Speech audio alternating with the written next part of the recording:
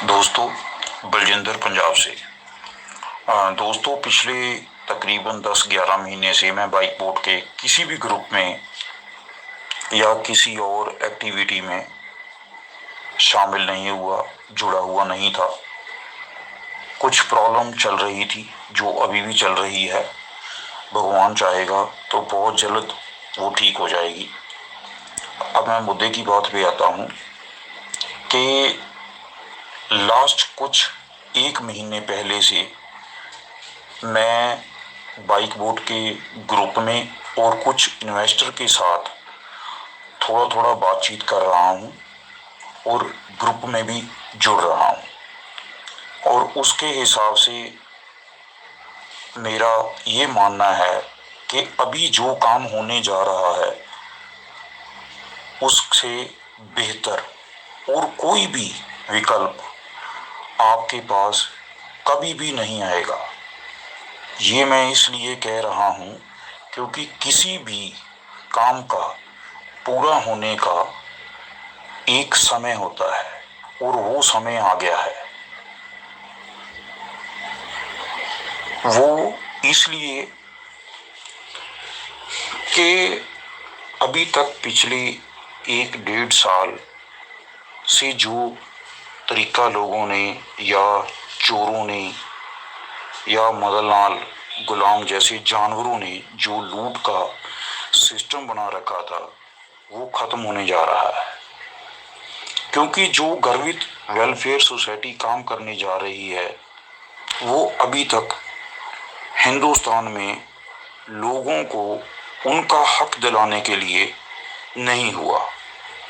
आप सब एक बात को समझने की कोशिश करना कि वेलफेयर सोसाइटी और यूनियन दोनों का जमीन आसमान का फर्क होता है।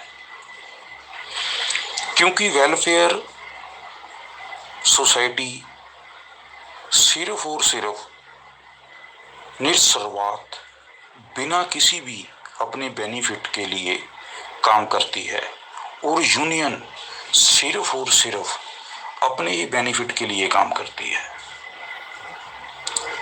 आप वो सब लोग बहुत बहुत खुश नसीब होंगे जो गर्वित वेलफेयर सोसाइटी से जुड़ेंगे और उनके हिसाब से उनकी बात मानोगे। क्योंकि आपकी गर्वित वेलफेयर सोसाइटी को चलाने वाले आपके जो मुखिया एक सुलझे हुए, ईमानदार और प्रेजेंट डिसीजन लेने की क्षमता रखते हैं। ये क्षमता लाखों करोड़ों लोगों में नहीं होती।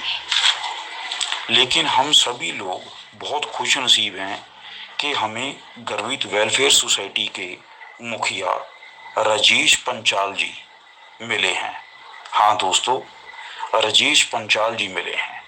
इसलिए मैं आपको ये समझाने कि हम सब की आधी प्रॉब्लम तो पहले ही सॉल्व हो रखी है कि हमारी गर्वित वेलफेयर सोसाइटी के मुखिया राजेश पंचाल जी हैं। रही बात मदनलाल गुलाम की, वो पहले भी कुछ नहीं था और आज भी कुछ नहीं है। वो इसलिए कि पहले किसी ने आगे आकर इसकी पहल नहीं की। वो क्यों? वो इसलिए कि भगवान की मर्जी नहीं थी। क्योंकि लोगों को वो सब उस समय समझ नहीं आना था।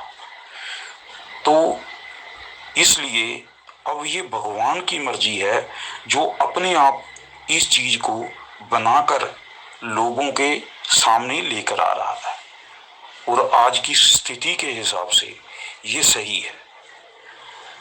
तो अब आप ये सोच रहे होंगे कि शायद अब ये कुछ लोगों के ये लगेगा कि राजेश पंचाल जी की इतनी तारीफ इसलिए कर रहा है क्योंकि अपना काम निकलाना होगा। दोस्तों, यकीन मानो कि मैं राजेश पंचाल जी से आज तक कभी भी नहीं मिला।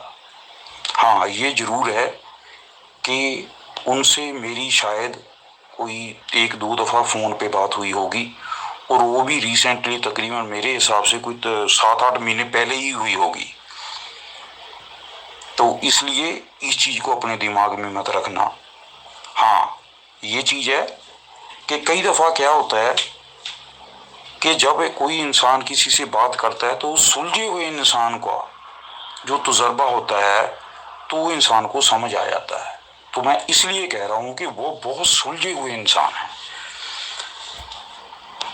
यकीन मानो, अगर आपका काम कोई करवा सकता है तो वो सिर्फ और सिर्फ गर्वित वेलफेयर सोसाइटी के मुखिया राजेश पंचाल जी ही करवा सकते हैं, क्योंकि उनके पास बहुत अच्छी सूझबूझ और प्लानिंग करने की क्षमता है। तो दोस्तों, गर्वित वेलफेयर सोसाइटी से जुड़ें, अपना और अपने दोस्तों की मुश्किलों को हल करवाएं। नमस्कार।